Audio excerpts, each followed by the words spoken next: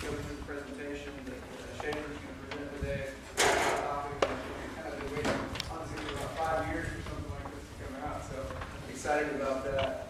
I'm going to run down the agenda real briefly.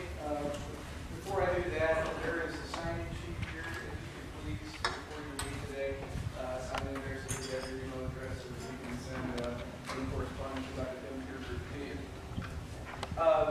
Just to tell you a little bit about the BIM Peer Group, we got started, there were just, I don't know, maybe about 10 of us here in San Antonio and the Austin region that got together, a mixture of GCs, subcontractors, AEs, and vendors alike, and decided that we just wanted to form a group to have a common understanding of what BIM did and what it means, and because of the time the contract numbers are starting to appear and the requirements are starting to come in from owners, and so we wanted to make sure that we were all on the same page with what we meant by that from the market.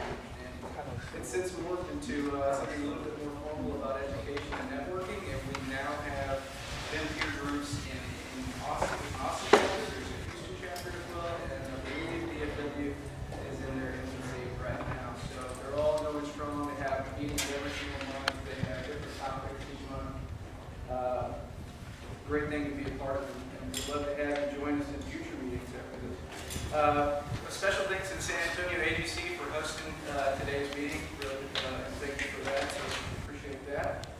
And also want to use this as an opportunity to promote the San Antonio the AGC's BIM education program. It's really the only formal education program that I'm aware of. And I know that Will Eichert is an approved instructor as well as myself, Andy.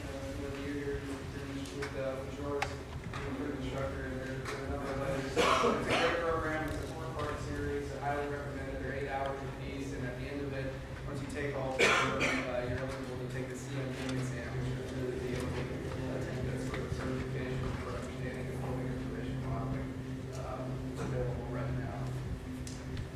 And if you're, I believe the next round of that is going to be in December, which will be Unit 3, which is contract negotiation and risk management, somewhere around the 9th or the 10th of December. It's essentially where you go through BIM contractors in the next month. Special thanks to our sponsors here today, Ultimate Electric. Thanks a lot to you guys. Mark Lecoq, Eichert Consulting. We accidentally left off in Setcho, but they helped us out too. Sorry about that. Thank y'all very much. Bond Construction and Yates Construction. So we could do a quick little round of applause.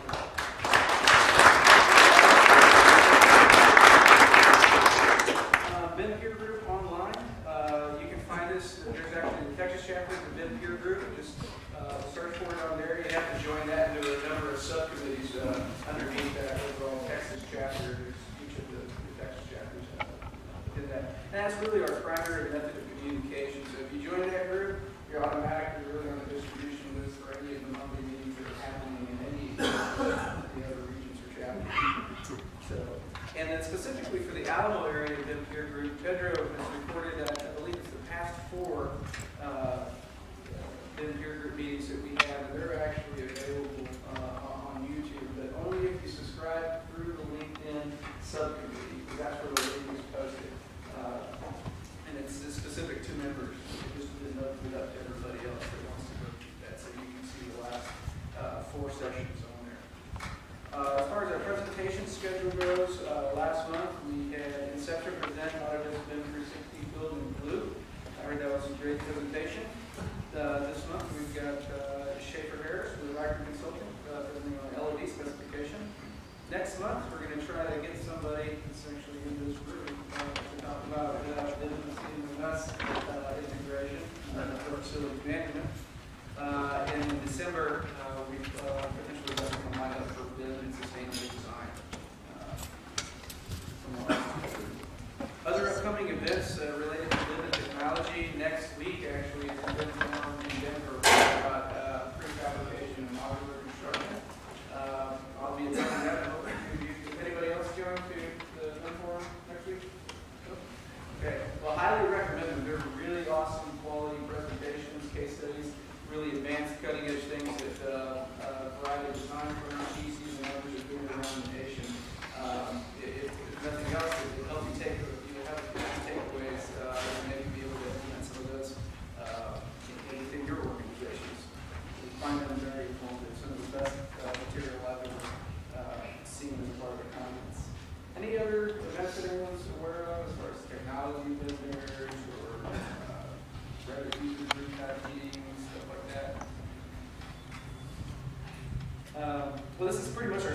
agenda of items that we usually use to open up every meeting. And with that, I'm going to go ahead and open up for our speaker today. I'm going to tell a little bit about Eicher Consulting. Schaefer, if you want to mention anything about it beyond what we've got here, is Eicher Consulting is recognized leaders in engineering consulting for the AECO Technology Consulting. They have noted experience with integrated projects using design, construction, and BIM, and impressive breadth of industry disciplines. Eicher Consulting services include engineering, construction grade modeling of trade, and construction grade modeling of trade content. Members of our team share this designer subforum of the National ABC BIM Forum and share the Structural Engineering Institute's National BIM Forum. Presenting today is actually Schaefer Harris, and he's a project coordinator for Eicher Consulting, where he specializes in consulting for integrated projects using BIM, enabled BEC, and engineering. Mr. Harris aided in leading Eicher Consulting work with the ABC developing graphics for the uniform specification. Eicher Consulting was one of the only firms hired by the agency for this task. And I'm pretty excited about this because I believe it was a joint commission effort between the AIA and the ABC for this LMD specification. So we finally got, at a high level industry agreement on what the level of development means. And so I know that I've been waiting for this for a while. And with that, I'm going to turn it over to Schaefer Harris to begin the presentation. Thank you very much. Super excited to be here today. This is a great turnout. Last month we talked about BIM 360 Blue, and this month it's just even bigger. And I'm really excited about talking to you guys about LED and what that means to our industry. So, like you said, my name is Schaefer Harris, and a little bit I'll talk about my background, just so you know where I'm coming from. But before I do, I want to get to see if I can know who I'm talking with. So, if I can get a show of hands, who here works with architecture firms or design firms? Okay, decent amount. Very good, very good. How about general contractors? Who here's okay? Good. Wonderful, wonderful. How about the subcontractors, the trades? Wonderful. Perfect. Good, good. Any owners? We got the owners. The owners in the room? Wonderful. Welcome, welcome. Any attorneys? Okay, good. Well, that's good. That's great. Well, looks like a great turnout. So a couple quick questions. I'm going to start a phrase. I want you guys to finish it. So I'm going to say the first part of the phrase. I want you guys to finish it. You'll see why in a second. So if I say measure twice, what would you say? Cut once. Cut once. Okay, measure twice, cut once. And the other one is a picture is worth 1,000 words. And that's really what we're going to be talking about today. Is measure twice, cut once. I almost said measure once, cut twice. That's not what we're going to do. Measuring twice, cutting once. And then really we're going to go through and look at a lot of images and hopefully gain as much information from those and get a good feel for the topic of LED. So that's what we're going to work on. Let's see, let me pull up a little bit about myself. And we'll move past that quickly because y'all didn't come here to talk about us. The agenda today is really, we're going to go over a little bit about myself and Eicher Consulting. Then we're going to move into the specification of the project work on. We're going to talk about LED for quite a while. And then if we have time, we're going to walk through some models and we can kind of have a dialogue about what LED is this, is it helpful in this situation, and so forth. So that's kind of what I'm expecting to do. Please feel free to interrupt me at any time and ask questions. I can't guarantee I'll have the answers to the questions, but I'll try. And I'm sure there's people in the room that would like to weigh in on that if you have an answer. So feel free to interrupt me at any time and let that dialogue. And then at the end, we can have a Q&A session. Okay? Great. A little bit about Eicher Consulting. It's the company I work with. Started by Will Eicher in 2003. He and his wife Brenda Eicher. Let's see. Will did his work in the 90s in 3D parametric models. We've been in it for quite a while, and his leadership is quite cutting edge. Careers and focus, design, construction, and consulting. We do technology consulting. And then we do training. And basically, we're a design firm, structural design firm. BIM, BEC is our bread and butter, and we help other people in the industry to figure out how to utilize these tools to best gene therapy. So that's who we are. Like I said, worked in the 90s. We're on several different organizations, UC, SEI, AISC, ACI. We also work with Autodesk University, the presenter at the Autodesk University, which is every December, I believe. If you haven't gone to those, I highly suggest you make it there. I know we have somebody here from Autodesk today. Appreciate it. But that's what we do a little bit. Back in 2007, we were teaching a class at the University of North Texas in Autodesk Revit structures, and they told us afterwards that we were the first university class to actually teach them. And since then, we've been working with that class, and have seen several hundred students come out of that and into the industry. We also help Autodesk with their curriculum, both in English and in Spanish as well. And so that's kind of our background. Let's see if there's anything else. That's all I have on us. Any questions on iGroup Consulting? Great. My background is in mechanical. I have a degree in mechanical and energy engineering. And so if I sound like a mechanical subcontractor, that's why. So I work with a lot of mechanical systems. I also specialize in coordination, trade coordination, and then we work with the design teams as well, analyzing and using the tools for those purposes. And so that's kind of who we are and who I am. So if I sound like a BIM coordinator, I am. And if I sound like a subcontractor, I am that too. So I work with you guys all the time. I love it. So, to our topic for the day is LOD. There are two different understandings of what LOD stands for. One of them is correct, one of them is not correct. And if you think that LOD stands for level of detail, that would be incorrect. It actually stands for level of development. It's a nuance, but there's a reason for that. Level of development basically is a tool to measure accuracy. It came about as a result of an unexpected issue in the industry whenever we moved from traditional two-dimension drawings to three-dimension BIM VDC. And that problem is that whenever you have two-dimensional drawings and your traditional method of designing things, you can tell pretty much how much accuracy is in a drawing, because if it's on a napkin, you know, well, that's kind of conceptual. If you're just seeing generic placeholders, you know the generic placeholders, and you're not going to go and pull actual dimensions off of them because you know the placeholders. In BIM, we can't always do that. We have these models that look really nice. They're flashy, you fly around in them, they look great at several levels of development. The problem is they're not always accurate. Their precision outthrows their accuracy. So, for instance, if I modeled this podium at an early stage in the design process, you could possibly look at it and, well, that's a really nice podium. Let me see if I can measure where that's supposed to be, and take measurements off the podium. And you take really minute measurements in that model, but in reality, I just placed it generic. I found one in my library and possibly in my place. So any measurements you take off the podium are not going to be helpful to you. So that's the reason why we have LOD. It's a measurement for how accurate is my model of the podium.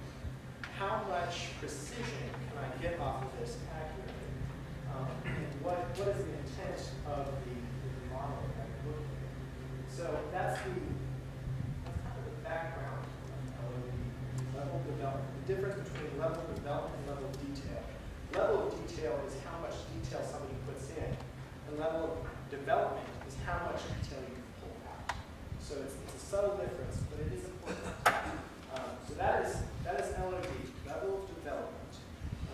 And what we have come up with over the last several years is a tool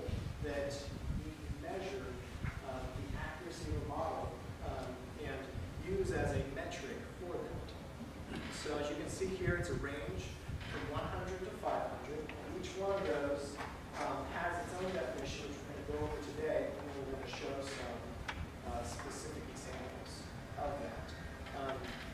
So let's move on to that. This is a bit of an eye chart, but basically what this is saying is that each individual component of the building has different needs of level of development, different stages in the project.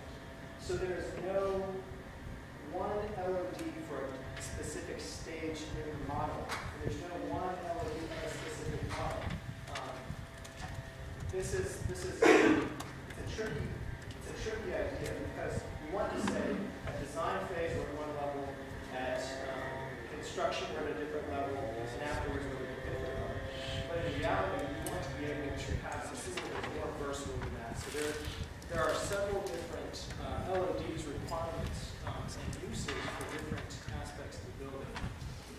And so what we'll start with is the basic overview of the definitions. And we'll talk about the more specifics later. But basically, level 100 is your more conceptual model. That's, you know this is going to be a school. You know this is going to be a hospital. It's going to be this many square feet. It may even have some geometry attached. Level 200 is more generic placeholder. This is as you're starting to get into the design. Typically, you use a LOD 200 to start placing those objects, and they're going to have a generic accuracy. But oftentimes, it's not going to be the information you need to progress farther. LOD 300 is your specific assemblies. We know we have a door here, and we know pretty much what it's going to be, and we know the generic dimensions. That's an LOD 300. Typically, you see LOD 300 at the end of design phase. If you're really doing a detailed implementation on design phase. So typically, your construction documents will come off of an LOD 300 model. So fairly accurate on the items necessary for the construction documents. And historically, up until the last few years, it would jump from 300 to 400. But we added a 350 recently, and this is why we're really excited about is the 350. And this is a model that is more than your 300, which is typical design, and less than 400, which is really in-depth detail, but enough to see if we can make it cost-effective to do intertrade coordination. So 350 is not just the specific objects, but the specific assemblies. So we know that we have this door, and we know that this door is actually modeled based on the specifications from the manufacturer, for instance. And we know that clearance is required for that door because we know what the manufacturers have. So it's a little bit of a nuance. We'll get front into that. 400 is the very specific assemblies, the exact assemblies. You're going to see screws. You're going to see bolts. It's literally the nuts and bolts of the model. And that's really a very detailed model. 500 is after construction. It's a field verified model. This is used by owners for facilities management, records, and so forth. And that is a really high level of development with a lot of energy put into that model. So that's the overview. Let's look at the specific definitions.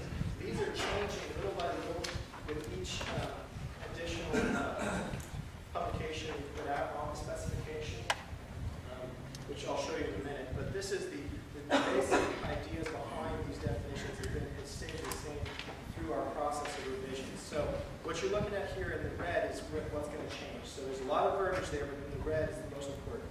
So you read it, LOD 100, model with a symbol, but does not have any indication of actual physical geometry. Like we talked about, it's a generic, this is what type of information we're going to move towards. 200 moves to a generic system. We've got placeholders, approximation, and so forth. We're moving to put more information in there, but not enough to really pull a lot of information back out. 300 is the model has specific system, object or assembly accurate in terms of quantity, size, shape, location, and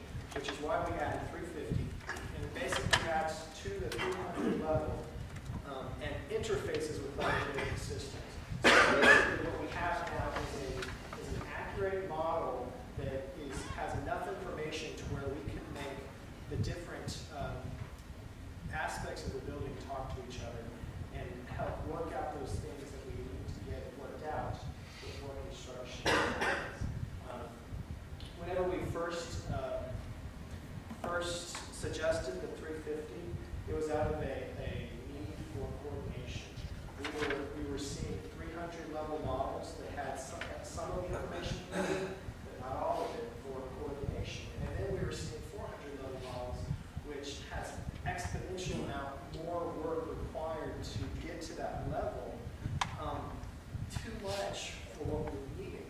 And so we're trying to find a middle ground where it can be cost effective for everyone involved to put that much information in and get the information they need out. Yes, sir. Can you give me an example of this? An example of this would be, I'm going to tell you mechanical because I'm a mechanical guy. Oftentimes you'll have access clearances for your mechanical equipment, and those will be based on your manufacturer's specifications. And so what we will do at a 350 level is actually model in that clearance space so that if we have anything conflicting with that, it'll be able to talk with those other models. So that's an example of hangers oftentimes for items in the ceiling where it's needed for coordination. Does that help answer your question? Sort of. Yeah, I understand. Okay. Good. Any other questions while we're here? Good. Thank you. So that's 350, and this is really the sparkle for this new publication. This is 350. We'll move on to 400. This is detailing, fabrication, assembly, and installation information. This is really a very detailed amount of information, which is helpful in some situations, but not in every situation. So storing 400, LOD 400. I was sitting in a pre-bid meeting the other day with a subcontractor on a rather large building. We'll put it there. And we were talking about all the requirements of the subs. They're about to bid out this project. It's a rather nice project. There's a lot of people going for it. The bids are all really pretty close. And so we're there trying to get a feel for what is required of us so that we can give them a number and help their bid getting at the right level. And the bid manager for the project is requesting a LED 400 model. And for this particular project, that would be a lot of effort. I mean, it really would be. I mean, you would take our price and man hours up exponentially from a 300 or 350 model. And oftentimes that's not necessarily cost effective. So I'm sitting in this meeting and I raised my hand. I said, are you really looking for an LED 400 model? And he said, yes, I'm looking for an LED 400 model. And I'm, okay, well, we really are looking for an LED 400 model. And afterwards I go up and talk with the fellow. And it turns out he's not looking for an LED 400 model. He's looking for a 350. He just doesn't know. And that would, the interesting thing about that is that that's not uncommon. So we would have gone in with a bid that was several $1,000s more and hurt our clients' possibilities of getting the bid if we hadn't specified the exact LOD.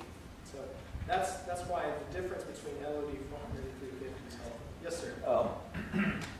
I'm trying to grasp again, you had Yes, explained the 450 and 400, but Yes. You had mentioned the 300 as being a permit set.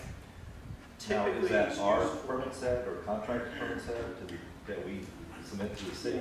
type thing? It's typically, that would be typically used for that. But like I said, oftentimes each individual job has to analyze what LED is going to be most helpful for that specific task. So I've seen permit sets that go out at an LED 200-ish that work just fine. And then others that go out at a 300 that's more helpful.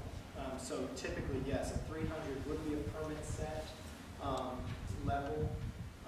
Is that something that we as architects need to cut back on, so to speak? Because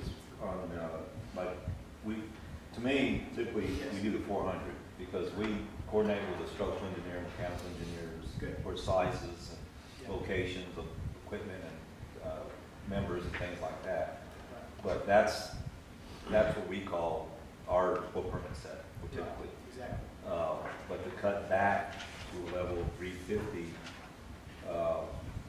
is that something that you're telling that we have to like kind of think about a little bit more and maybe not get so That specific? really is based on what your project is and what your projects require. So we do a decent amount of school work. We work with a lot of people who do schools. I don't Yes, sir. agree that we detail to level 400, because if we're doing detailed fabrication assemblies, we're not really doing that in the model when we're doing our permit set or sign and seal documents, where it's still more generic. And then the detailing, the 2D detailing kind of handles all of that stuff, the assemblies. If you're talking about fabrication and assembly and installation information, that's really beyond Yeah, what that we do. is, but it does say shape, location, quantity, You and we will- do that. Yeah, but I think that's the level 300 or 350. So you'll I notice think we for go- level 300, it's good for producing construction documents, and for level 400, it's where a subcontractor comes in Right, for the shop that's model. right, the shop Level drawings. 350 is where you coordinate your construction documents. So basically, as he said, model clearances for your equipment, VAV boxes, cable trays, and then for your steel shop model while you're designing your construction documents. That's kind of bridging the gap between construction documents and shop. Yeah.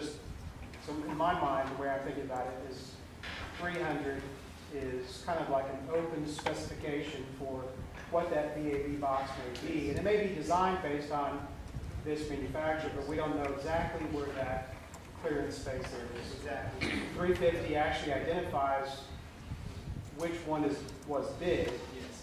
which one should be installed. 400 actually does what was installed. That'd be more 500. That would be more 500. 500 is what's installed. 400 is the really intricate details of what's going to be installed. That's as high as you can get before you actually construct it. So if an architect did a closed spec building design, you could say it's 350. Possible. Yeah, this is go back and forth. But we would never do that. The way it sounds to me is going through our process, we receive the models from the MEP engineer, from the architect, from the structural engineer. That's level 300. Yes. It's giving us intent on everything and showing it to us. And then I take and I do my coordination, which would go to 350. I give those models out to my subcontractors, which they start development of their model. So we go through the coordination process and jump from 300 to 350. They send back to me their models, get into a 400 for prefabrication. And then, as we go through and verify what's actually there, and even make adjustments as we see the plumbing pipe did something a little bit different, make it to the model, now we're at 500. Exactly. And we turn that into use. Yes. Yes. And I've seen jobs where we worked on a hospital where we were helping the design team with the glazing and the curtain wall, and we actually took our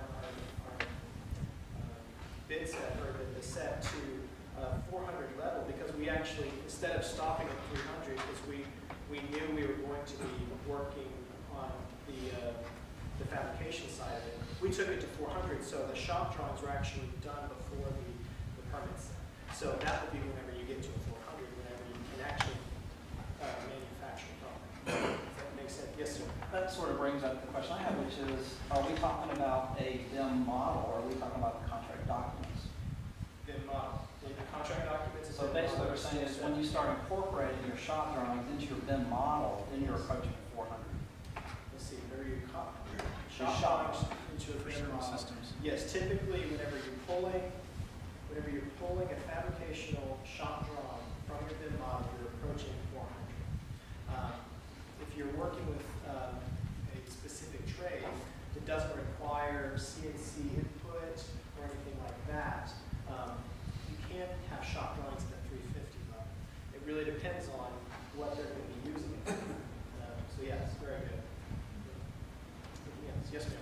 I remember you were getting a little bit ahead of your presentation, but is there a list of like what architects are expected to do, subcontractors, contractors, like, and facilities management owners? Is it 500?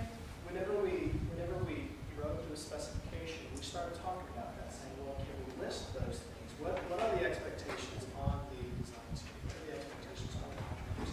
We came to the conclusion something that each individual entity has to design for their specific project. So what we've developed is a tool that can be used to help set that for your specific project. So it's more along the lines of a tape measure. We're giving you a tape measure to measure how accurate we want this portion of the project to be, instead of a prescription of this is what you need to do. Does that make sense? Hope I answered your question. If not, come up afterwards. Anything else? It's a good conversation. Yes, sir. It still seems like that there's in my mind, it's forming a timeline of the model, and that just seems to be happening naturally, right? As you have the development of the model, the growth of the model, and in an ideal world, the owner's going to end up with a level 500 model. I mean, this is a prescription for the ideal BIM project? Is there expectations sometimes, or do you think, and I don't know if we have any owners in the room, but do you think that there's a cost factor associated with 500, and some owners would say, well, I really only want to pay for this, but then you're going to say, okay, well, that's going to keep you from getting this factor, this factor, this factor, right? I mean, at some levels, they say, all I want is a level 100 model. They're going to say, well, your class detection's out the window, pretty much, right? Yes. Yes, exactly. You hit the nail on the head. Basically, if you're an owner, you're going to want to have to look at this and say, what information is cost effective to me, and what information do I need at the end of the job and during the job, and how much am I willing to pay for it, and at what point does it overstep the bounds of what's economic. So if you're planning on using this model for facilities management, or if you know that, for instance, you have a large data center, you're planning on going back and adding more, taking out things, you're probably going to want to go to a 400 to 500 level model. Whereas if you're designing a school, you may want to leave it at 350. It really depends on what's the most economical situation for each project. Good point. Excellent. Anything else? Schaefer, along those lines, it seemed like the previous AIA definition of LOD that went all the way up to 600 before was sort of made this assumption that it was linear, that you were working your way up to facilities management. It was as built, as installed, manufacturer specific information. Facilities management, just like you mentioned, is something now that could potentially exist within a level 300 model, a level 350 model, level 400 or 500, just depending on what the owner really wants or needs. So you could make the argument that probably the majority of owners, if all they're doing is linking information to particular assets or components, could use a 300 level model for the most part. So most of the time what they'll get directly from the AE may very well be sufficient. Now it may be missing some components that subcontractors would model within their scope of work, but you could potentially make the argument that it exists at any time. Yes. From job to job. Would there be a way to differentiate what you jump from? Because you're basically skipping 400 in that scenario, going from a 300 or 350 and calling it a 500 at the end because you verified it. Yeah, that's a little bit. That is a good nuance. Could you take a 350 straight to a 500 without getting to the 400 amount of effort? I don't know the answer to that question. Right. Yeah, that's an excellent question. So yes, that was the question I was going to pose. If you got to 400, is the real difference between 400 and 500 walking around and field verifying everything with the trades, or is there truly a level of detail, development difference between 400 and 500, or is that jump really just the field verification? So we have 500 pretty quick. 500, the model element is an as-construction representation, and it's non-geometric information may also be attached to the model elements. The top part there is what we're talking about. And basically, yes, it is field verified. That's what makes it 500. Yes, sir. But the 400 is actually something, the tool you can use in unique instances where you need to find out where the curtain wall is coming up to the framing and you want to get every detail of the seal, every detail of everything else. Yes, exactly. Oftentimes you'll see 400 used in really small portions of a model. So no one model has an LOD. You're not going to have a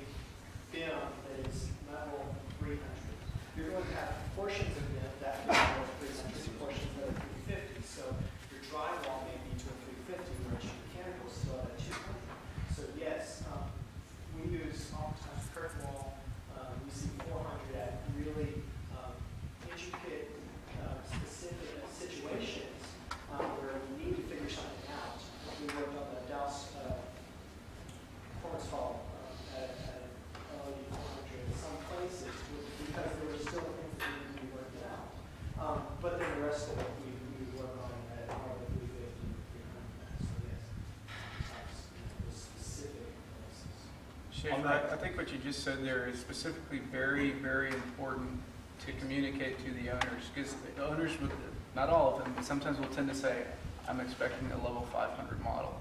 And that means that they're expecting every discipline, every trade contractor to be modeling up to that level.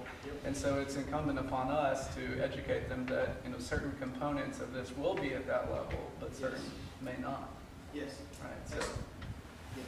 And the goal of this on that topic is that we're trying to communicate from one contractor to the other at AET.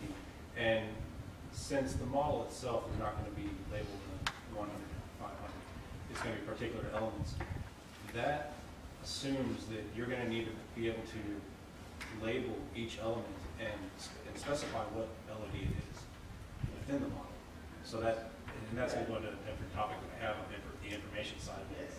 But Well, it's the non-generic information in the attached model. In our most recent publication of the specification, we attach that to pretty much every single level. You're going to have non-generic information, and hopefully it's going to be clear what LOD. Some of you talked about adding that in the software, that we say, what is the LOD in this element, and then we'll replace it. That is the conversation between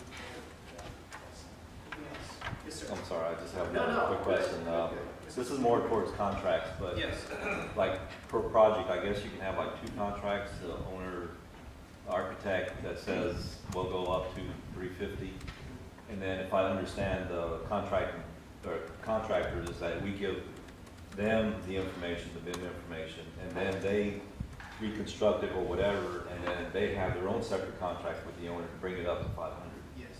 Yes, that's right. We wrote this specification as a tool to be used in contracts so that you can say, for this specific person, for this specific purpose, we want an LOD 350, reference this document. Got it. Good. Yes, sir. Sort of a fine point. But, Yes, good. does the level of development imply only the 3D modeling, or does it also include the detailing? Good question. And Because it's in the model. Yes, yeah. It's Do we 50% call model. a 2D set of drawings a model? Possibly, yes. That was a conversation that occurred on our team when we were writing the specification, and I think the answer was yes, 2D information is a model.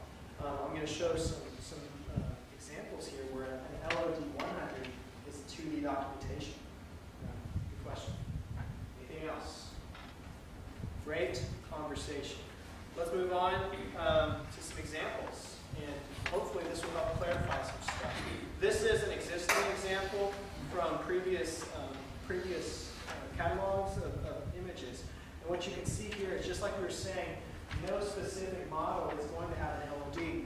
For instance, our roof here is at an LOD 200, whereas our structure in the blue is at a 100. And then we progressed to where now we've brought the structure up to 200, where we've got our joists as placeholders.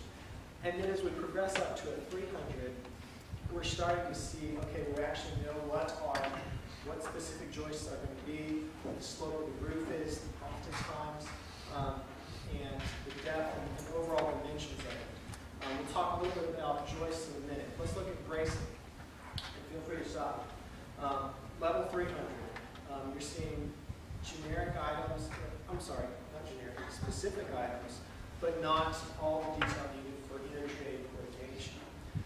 If we add the plate, now we have that intertrade coordination that if I've got a pipe that's penetrating this area, I know if it hits that, I need to move it.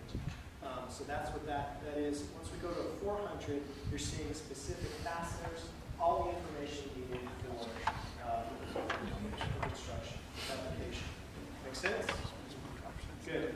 Move forward, you see a base plate. And here's you can see this is a suggested movement from permit drawings to trade coordination and placement.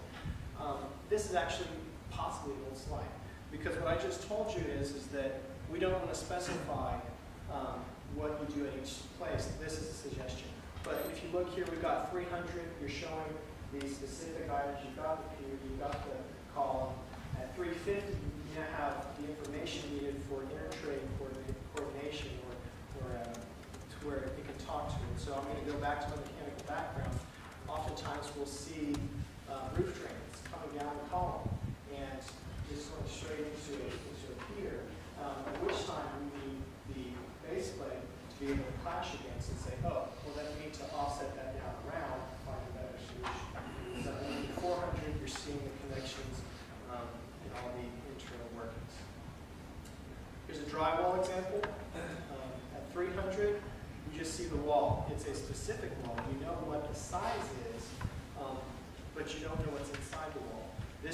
Oftentimes this is helpful, and this is enough for what you're doing. If you want to go to a 350 level, you need the information that is key for coordinating that wall with other trades. So if you have something penetrating that wall above the door, you need to know where the structure is inside there so that you don't interfere with that. Then if you go to a 400, now you're adding every single stud. Well, here's where you have to look at carefully and decide whether or not it's going to be helpful for you to actually go to a 400 model. Because you're adding a decent amount of effort. And what it's actually going to do is cost you more effort to actually coordinate. Because if you've got every penetration hitting every stud, now you've got to sort through and go find the ones above the door. Whereas if you stayed at a 350, it would have done the job for you at a lower cost. So that kind of makes sense what you need to do for your specific needs. That's drywall. These are actually mechanical graphics that I put together, my team and I put together for the document. And so this is actually where I like to camp out. We can talk about this as much as y'all like. But no, this is for instance, this is a generic central cooling unit. This could be your air handling unit. That's a 100. This is your two-dimensional information. At a 200, you've got a placeholder. You know, you're going to have to use standard problem. At 300, you know the amount of load you're going to have on that. You know approximately what size, and you know your specified clearances. So what we're saying here is that you actually could have clearances on a 300 model. Some people don't like that, but that's what we came up with in the specification.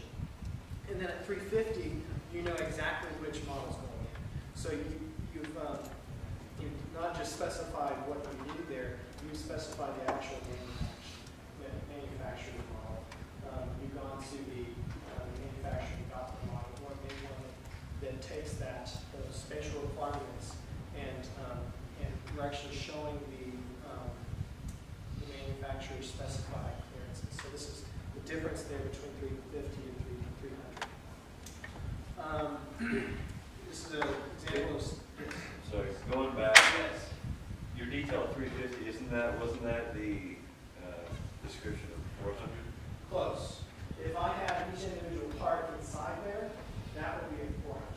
But what we're showing here is a generic, not generic, a specific for coordination. So you're seeing doors and things there because we're doing coordination. Gotcha. Good question. That was unclear there. Anything else? Okay. Here's a steam distribution, or just a generic pipe example. 100 is the generic information. 200, you're actually seeing placeholders, you're seeing pipes. At 300, you know which pipes, which fittings, not which fittings, I apologize, which valves you're going to be putting in, the information needed for the design typically. Oftentimes, if this was a gravity system for your civil or your plumbing, oftentimes you would not see a slope on your gravity lines at 300. Sometimes we do, oftentimes we don't. So that's kind of a gray area there. At 350, now you're adding items that you need for coordination. You've got the specific fittings, just so that you know where that is in coordination, intertrade coordination. You've got hangers where they're needed. Sometimes they're not needed, so you leave that in the lower LOD. And you've got clearances. They're not showing here, but clearances for your valves and so forth. Do you have a question? Good, great. Any questions? Good. And I'm just going to flash through these pictures worth. We've got a lot of words. Water equipment, same thing. We've got placeholder at 200.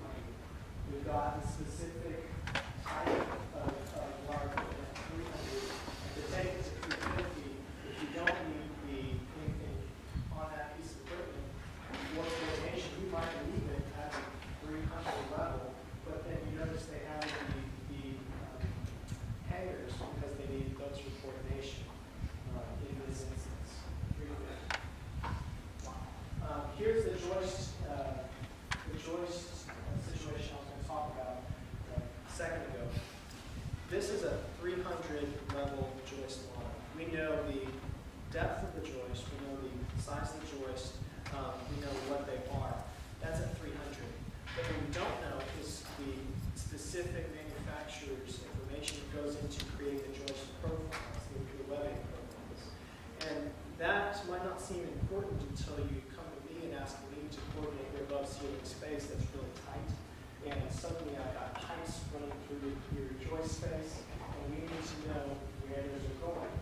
You're not going to get this information until you hire the specific manufacturer who's going to be installing that joist webbing. And they're not going to get that information until they look at what they have on hand and how they want to build this. And then they'll oftentimes put together a model because they can take it straight to fabrication. So this is what we typically see as a 350 joist model. This is where we need to specify what is the LOD of this model, because that could be a 300 model if some software just tossed those in and they're not actually going to go in there. We've had that problem before. We've been coordinating a project, coordinating around the joist webs, and realized, oh, this isn't the manufacturer's model? Really? Oh, great. Yeah, I just spent a week of my life and your money doing that. So at this point, if we get the actual 350, that information to go between those, that's what we're looking for. So that's the joist is near and dear to my heart. And then if you notice, there's a subtle change there from 350 to 400. We've added fasteners, and you will see that. Yes, ma'am. This is a question kind of the previous slide. So if you're talking about for 350, you need to leave some clearance for some of the, let's say, HVAC, air handling unit, anything. So you need to leave some clearance there. How do you mark or highlight your model so others cannot move anything to occupy this space? So, not sure I quite understand the question. Can you repeat it? Okay, so for the coordination, let's say you need some space for the clearance. Yes, ma'am. So how you mark or highlight your model, and then the other like subcontractor or the other like structure engineer, they know they cannot put anything or they cannot move anything to this space. Good question. Good question. What we do is we will typically add a mask. So if you notice the halo information there that's see-through, that's typically how we mark the clearances. What I'm understanding your question to be is how do we denote clearance spaces so that they are helpful for intertrade coordination. Great. This is how we typically do it. Whenever I'm modeling a component, I will oftentimes use glass as in my software. But basically, it's something that's there that reserves that space. And if it looks pretty and see-through, that's a bonus. So I have a contractor right now onto me for not having them see-through, and I'm having a hard time with my software for some reason. Make it go see-through, and I just want to tell him, it's there. Don't worry about it. But he has the owner in mind, and they want to see it see-through. So that he has a very specific purpose, and a legitimate purpose for having it see-through. So does that answer your question? Yes, thank you. Perfect. And you can do clash detection on it because it's a real thing. It is a real thing. You're doing clash detection on it. So that really is how you make your clearances is really a technique, because if you have that clearance around but not below something, whenever it needs a clearance below, that's could be a problem. If you need to drop a unit out of the ceiling to for maintenance purposes, you better put a clearance underneath it so that nobody hangs a light or runs a fire protection on it. So if you do like some self-defined mask, or you say you're using glass or anything else, when you do the clash detection, when you run the clash detection, it will tell you I run through with the clearance. Yes. Because you self-define that one, you made a family for the clearance itself. Yes, what you're asking is will it identify it as a clearance as it goes through? Yes? No, when you take the model to clash detection, Yes. in the clash detection, it will tell me like which item is clash which one. If it has the clash with the clearance Yes. itself, it will tell me that. If you've put together your model correctly, it should. And if you put together your clash detection, it should. If you can differentiate in your model between clearance and box, at that point you're going to want to set up your clash detection in a way that you can run everything versus clearance, and then everything versus box.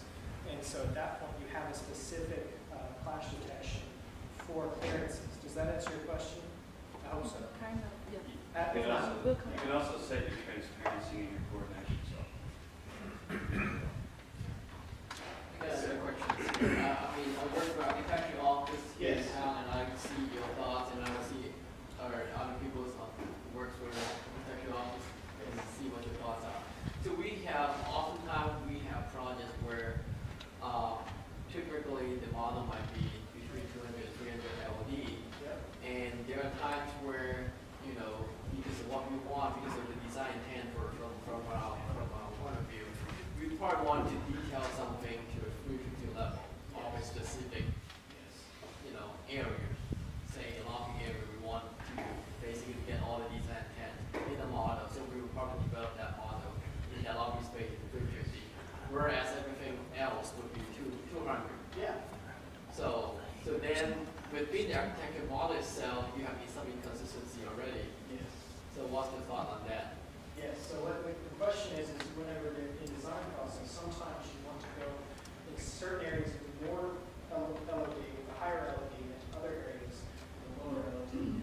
How does that work with the architects? Yes, exactly. That's a good point. And like we said, there's no specific LOD for an entire model. So you're using the example of a lobby. You want that to be more detailed than your classrooms, oftentimes. And really that's fine, I think, as long as you can communicate which items are which LOD. So if you can communicate to whoever you're giving the model to that in this area we worked with this specific content, we worked at an LOD 350, and wherever else we generally stuck with an LOD 200, that's helpful. Does that answer your question? Somewhat? Apologize. Yeah, it answered the question, but it didn't really solve the problem, I guess. Let me give you a story on that. We were asked by an architectural firm to analyze their design as a school. It was a very quick design process for them. They gave us a model. GC hired us to help design it. And so they gave us a model, we federated, brought it together, and started walking through this school and trying to find, they asked us to find potential RFI situations before we finished the design, just so that we can help out the architecture team and the construction team. And I'm walking around in this model and I'm seeing pipes through rooms and I'm seeing ductwork that's not in the right place. And I'm seeing different items that just don't look right. But because I didn't know at what level of development they were at, whenever they stopped modeling, I didn't know how much information I could pull out of it to find those potential RFI situations. So I guessed, that's what I did. I guessed that most of the MEP systems were an LOD 200, and so if it's clashing with the wall, I'm not really all that worried about. But then most of the other stuff, like the structure, was probably at 300 to 350 level, because at that point in the design, the structure is not really moving. And so what I started looking for were items where the structure was in places where it shouldn't be. And if we have time, I'll show you a model. There was bracing in front of the door. I said, well, that's probably, I can measure that accuracy and tell you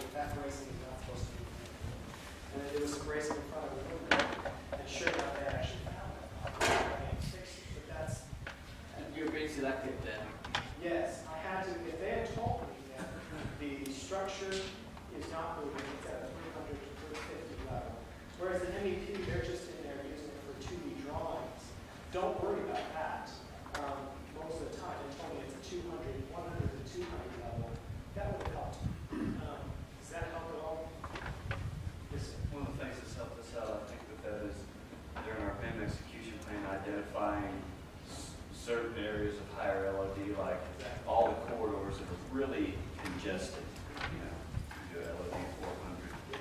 Areas in the room, 300 is fine. You know, these areas 350, and just, you know, having a big meeting and plan where, you know, the mechanical room, yeah, it's going to have to be a higher LED, and just setting that up from the beginning so there's that expectation. Yes, exactly. And I think all of that goes back to the owner again, where what we did in the past is we sat with them and kind of identified things that will be LED 500, things will be LED 400. I know it's talking behalf of the architects, but I guess that's where the approach will be in the future as well, where they will sit the architects as well and kind of determine things will be level 300 or level 350, if that will affect that much in terms of time. Everything at the end will boil down to how much budget we got on the project. We have that much, let's go ahead, do level 350. Not. Yeah, exactly. I think it makes sense because, I mean, like you said, as what we do, we want to probably spend more time and energy designing a space that's important to the client. And if there's a Genesis space that you have things that will be clashing, that we're not remodeling 350, Right. yeah, that's really, like, if you're going to pay for it, I think that's fine for us. But from our standpoint, I don't think we want to spend our time and energy modeling a nice, you know, things for the agenda closet versus what goes into the lobby. Yeah, exactly. And it goes back to the story about the school that we analyzed. There was nothing wrong with that model. It was being utilized for, it had been designed for what they were doing. And then they tried to see if we can help pull a little bit more information out of it. It was actually, we were using it for something that was not designed. But they were using it for exactly what they designed the model for. Was to produce the construction documents. So it really comes down to specifying what level of development do you want it to be at which stage of the process with each individual project that will help you get the most bang for your buck. What is value added and what's not. So I think excellent discussion. Any other questions? Good. Let's see, I believe we're at the end of my examples. Oh, we're not. This is an example of a 350 to 400 level. This is rebar, steel reinforcing inside of concrete. This is a high level of development for a very specific reason. We've got post-tension cables in there, and those will be helpful if you need them. So this is an example of the concrete. More concrete, we'll move along. Let's see what we're doing next time. Good. Let me give a quick real-life situation from this area. This is the Tobin Performing Arts Center. We had been requested to come in and help them figure out what the existing structure is for adding in a new Performing Arts Center. So what happens is this building is, I think, 110 years old, if I'm correct. I think it's 110 years old, the structure is, and they just recently decided they want to put a new Performing Arts Center. But they want to keep part of the old structure. And so they wanted to keep the facade, the historic facade, keep the wood of it, to keep the same time at the same time. So they have this 100-plus-year-old structure that they're going to be putting a brand new structure inside. It actually wraps around it like this. The old structure wraps around, and the new structure is going to be right off the wall. And but they didn't have the drawings to tell them where the structure was, and it wouldn't help if they had, because you know that they installed it correctly. This is riveted together steel. It's really quite interesting to look at from a historic perspective. So that what they had us do was to come in and laser scan the structure, inside the structure. And basically what laser scanning is in a nutshell is if you could take flour and blow it all over the structure and then remove the structure outside and leave the flour where it is, like cooking flour, you know what I mean? Like dust. If you could dust the entire surface, take the structure out and leave the dust, that's what laser scanning is. We measure the entire structure in 3D with a laser. So, you know those not doing a very good job of explaining what laser scanning is. But you know those tape measures that are not tape measures, the laser pointers? You point it at a wall, it tells you how far away the wall is.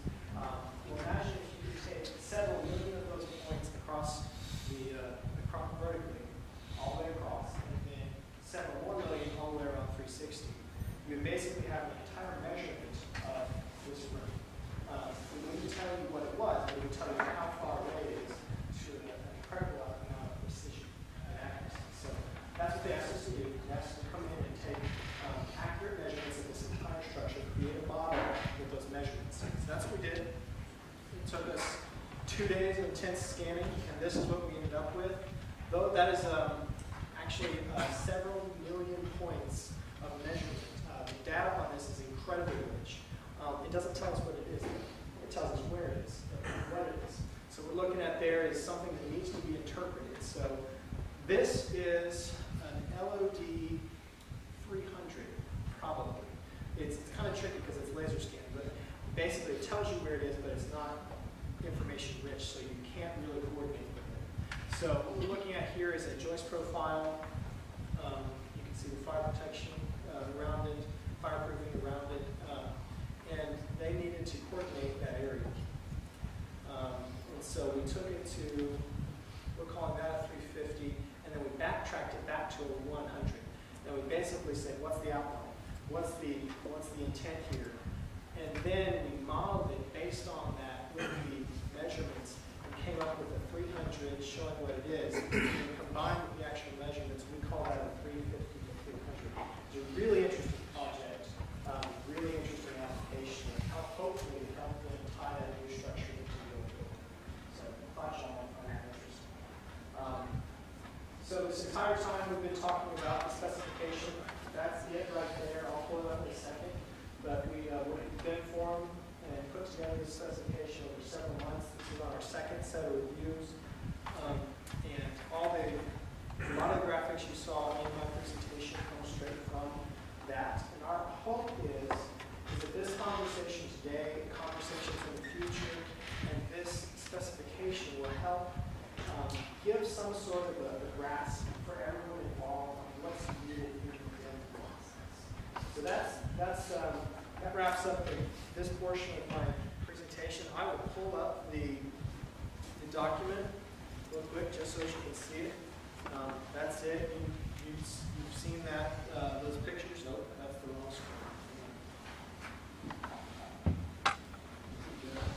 That's it. Now you're seeing it. So you've seen those images in my presentation. This is not light reading. It's really meant to be used as a tool. And hopefully it'll be helpful for everyone involved. Any questions? Yes, ma'am. It's very interesting for laser scanning. I've heard about that before and did something related to that before. One question is, when you have your laser scan the points there, yes, how you transfer that to the model? This is the first question. And the next question is, because you want to keep the outlooking of the building, yes, and you just take the scanning, but the scanning doesn't take any colors and like textures there. So do you also do the camera with the scanning itself? yes. There's the model we use. Can you repeat the question? More than I can. But Could you repeat the question? yes, I'm sorry. My apologies. That's bad etiquette for speakers to not repeat the question. She was asking about laser scanning. And let's see. The first question was.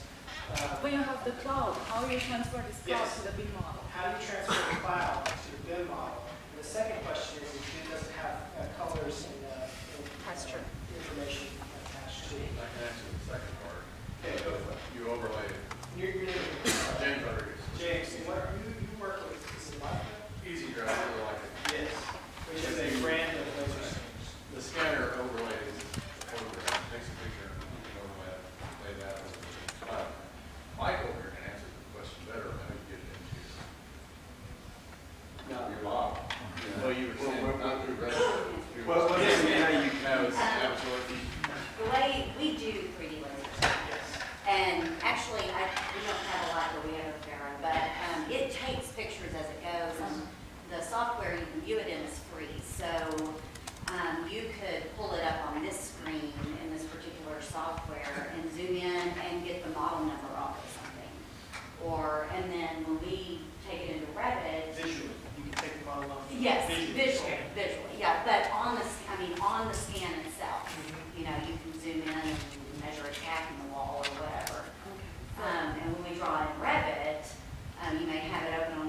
screen and click on 2 points and it draws it over in Revit. Okay, so And then you still, click. that you have to do like a point to point to build your model. Well, I'm the accountant in this operation, but, so I'm not the person to ask, he's not here. There is I know there is a better way to do it, but it doesn't just automatically dump it in there and you have this beautiful instant model. But there is kind of a process that will do that. There's a tool developed by a third party called Scan to Beam that sort of help the process, but it's not automated.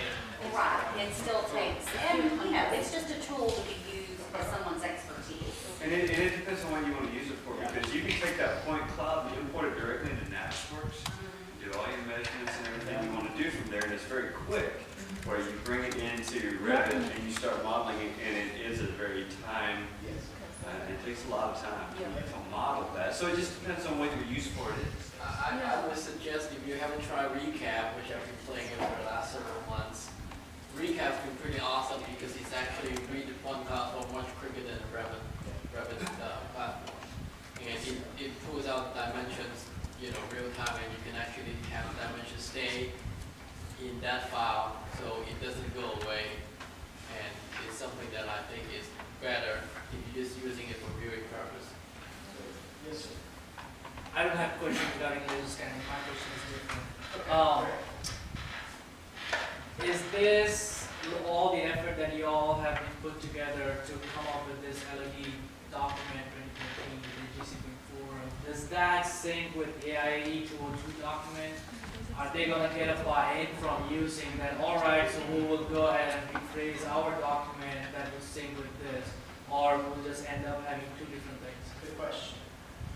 I'm not sure the exact answer to that. So I haven't downloaded them yet, but this is meant to be used in conjunction with the new AIA G202 and G203. I imagine that the G202 and 203, one's about digital protocol and one's building information modeling protocol. That exhibit references this new LOD spec, which I don't know what the AIA has designated for the number for this document. So that's how that relates to the AIA.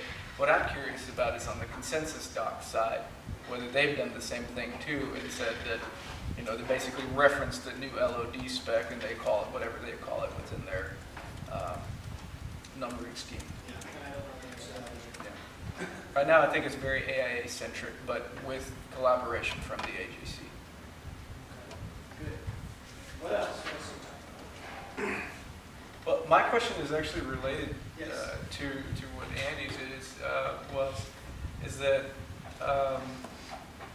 I think there's a common misconception a lot of the time, or there isn't necessarily a distinction between a BIM contract exhibit and a BIM execution plan. And I don't know if anybody wants to sort of elaborate on that, but I kind of just wanted to use this opportunity to make the distinction between the two.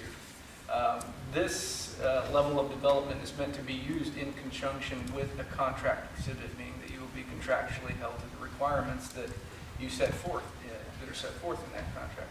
The BIM execution plan is typically referenced within the contract exhibit, basically stating that the AE and the GC need to formulate a BIM execution plan within 30 days of execution of the contract. And that BIM execution plan is a tool to help you adhere to your contractual requirements. So that's that living document. That's where you go through all these LOD discussions, and sometimes there may be a little bit of give and take on both the contractual side and the BIM execution plan. But that BIM execution plan basically becomes a part of RFP, while this becomes a part of your contract, whichever it is, AIA or consensus.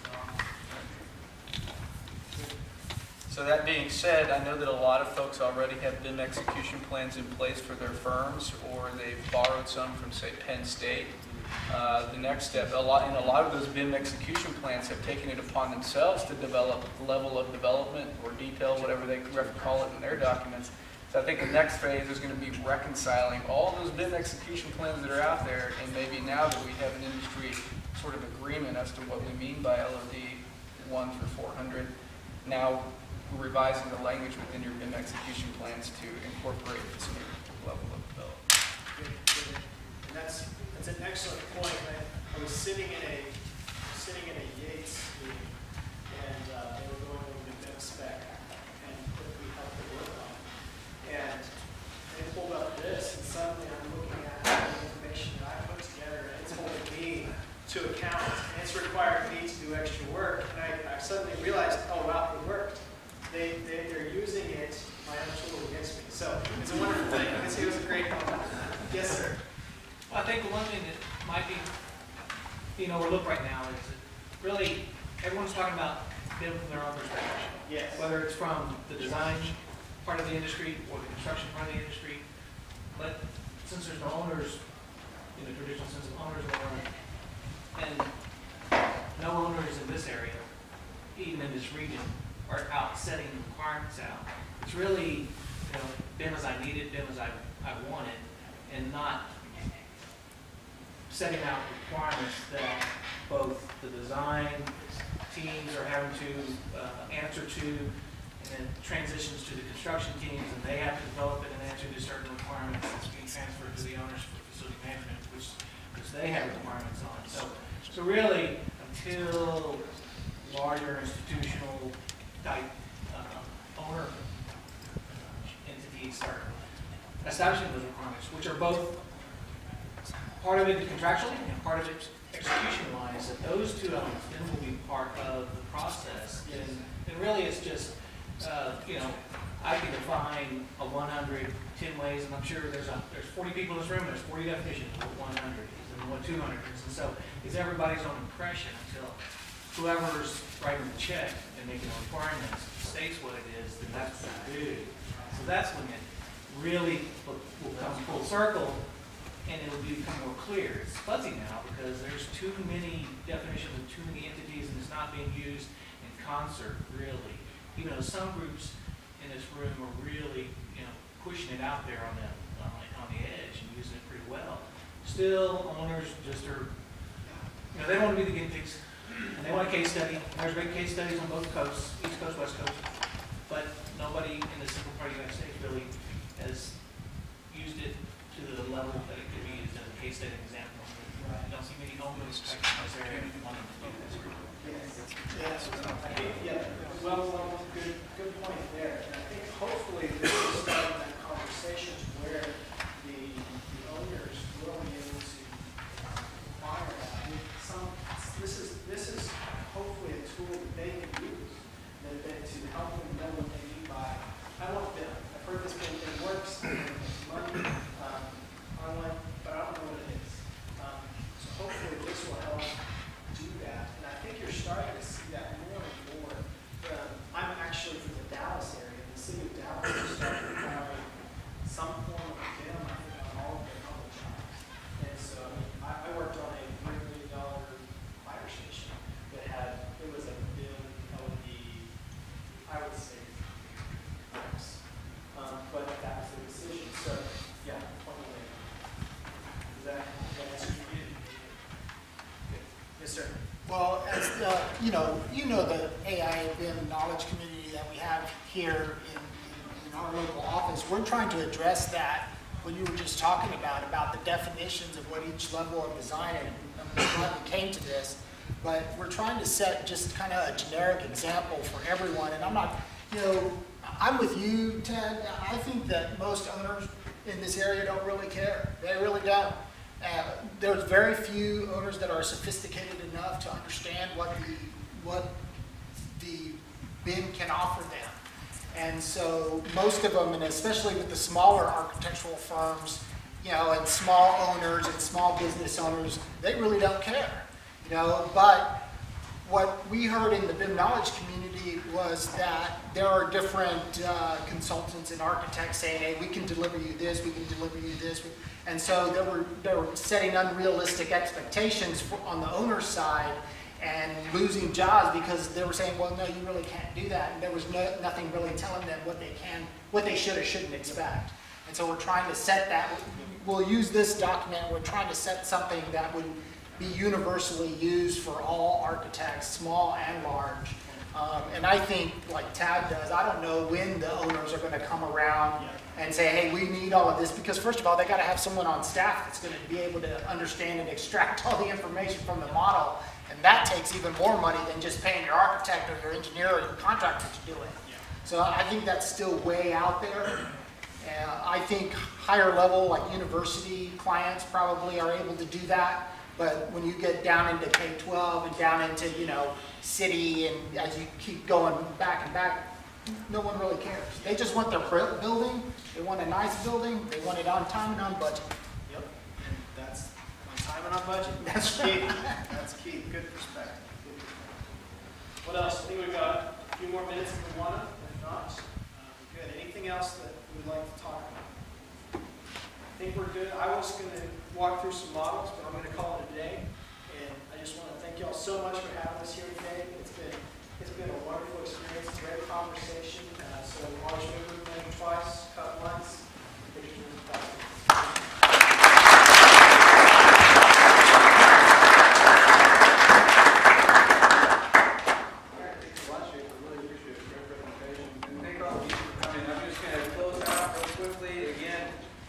We've got a sign-in sheet, if you can sign that on the way out, so you can get your email address and email it. And, just to stress the importance of the BIM peer group, we were talking about different definitions of BIM, different levels of development, and different levels of understanding throughout the industry. That's really at the heart of what we intended to do with this group. So I think the more people we can have involved in that discussion, the more homogeneous our definition of BIM is going to be, and then we can take that and start educating our clients, our peers, and any of the industry peers that we work with. And that's really the intent of that group. In closing, one thing we like to do at the end of our meetings is we ask, is anyone hiring? And so if you raise your hand if you're hiring right now. And then, is anyone looking for work? And so we'll usually do that at the meetings. And we usually have a number of students that show up too, so that's a good opportunity to prepare hiring folks looking for work. We meet on the first Wednesday typically of each month. And it's typically from 4:30 to 6 o'clock. This one was an exception just because of the material that we were going over and needed a little more time. So the next one, we hadn't decided whether it's going to be on the 6th or the 13th. It's really depending on the speaker's schedule. So with that, that's it. One more quick thanks to our sponsors. So again, that was Alterman Electric, Bartlett Dock, Inception, Iker Consulting, Vaughn,